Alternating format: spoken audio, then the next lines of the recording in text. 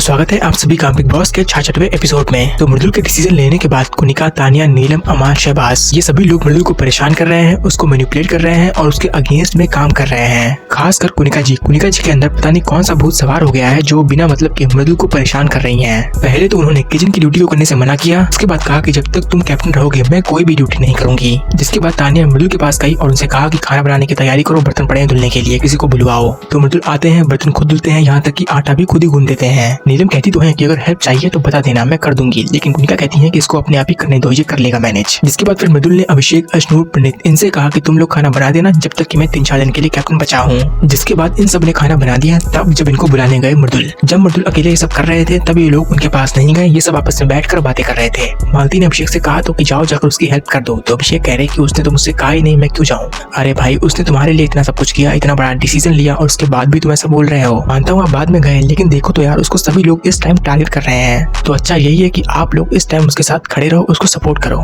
वही कुनिका जी ने कसम खाई होती है कि जब तक मृदुल कैप्टन रहेंगे तब तक मैं उनको नानी याद दिला दूंगी। और हद तो तब हो गई जब उन्होंने कहा कि मैं मृदुल की नाक से खून निकालूंगी। इसको मैं बताऊंगी कि मर्द होकर डिसीजन कैसे लिया जाता है। मतलब आप समझिए कि ये शब्द है एक 60 साल बूढ़ी औरत के मुंह से निकले हुए मृदुल के लिए, जबकि मृदुल ने आज तक उनके लिए कभी भी कुछ भी उल्टा सीधा नहीं बोला, उनकी हमेशा रिस्पेक्ट की है और आज भी कर रहे हैं। इतना सब हो जाने के बावजूद मृदुल उनको गले लगा रहे, पैर छू रहे, खाना दे रहे। ये सब देखकर गुस्सा तो बहुत आ रहा था कि मृदुल के बारे में वो इतना सब कुछ बोल रहे और मृदुल उनके पैर छू रहे। और सिर्फ मृदुल के बारे में नहीं बल्कि जिससे वो चिड़ी थी उन सब के बारे में वो उल्टा सीधा बोल रही थी, क्योंकि वो है नॉमिनेट और उनको है दिखना, तो वो कुछ ना कुछ हरकतें करेंगे ही दिखने के लिए। कभी बिना मतलब की लड़ाई क्रिएट करना चाहे तो कभी बर्तन लेके बचाना शुरू कर दें। और किचन की ड्यूटी न करने के बावजूद वो बार बार किचन के अंदर जा रही और कुछ न कुछ बना रही ताकि कोई ना कोई उनको रोके और लड़ाई क्रिएट हो। और इसी के चलते फिर फरहाना से लड़ाई इनकी हो भी गई थी। नीलम, अमान, शहबाज इन लोगों ने ज्यादा कुछ नहीं कहा, इन्होंने बस इतना कहा कि मृदुल ने डिसीजन सही नहीं लिया, थोड़ा बचकाना टाइप का हो गया। लेकिन इससे भी ज्यादा इन सब ने मिलकर मृदुल को मैनिपुलेट करने की कोशिश की और गिल्टी फील करवा रहे थे कि तुमने एक गलत डिसीजन लिया है।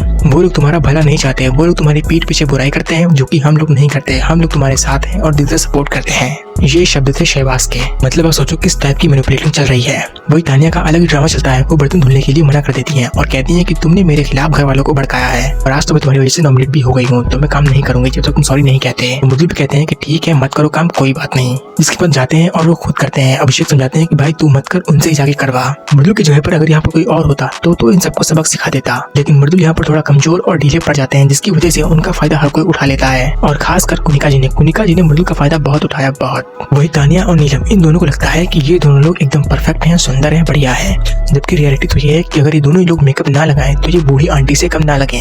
खासकर तानिया की एज भले ही 30 हो, लेकिन अगर वो मेकअप ना लगाएं तो वो किसी बूढ़ी औरत से कम ना दिखे। उनकी झुर्रियां दिखती हैं, काला काला चेहरा दिखता है और पता नहीं क्या क्या। लेकिन इसके बावजूद ये दोनों ही लोग अशनूर के बारे में कह रहे हैं कि जब वो पूल में थी तो हमसे भी ज्यादा मोटी लग रही थी, हमसे भी ज्यादा एज की लग रही थी। मतलब आपको सोचिए कि ये सब वो औरत बोल रही है जिसकी उम्र 30 है, उसके बावजूद वो बूढ़ी औरत लगती है।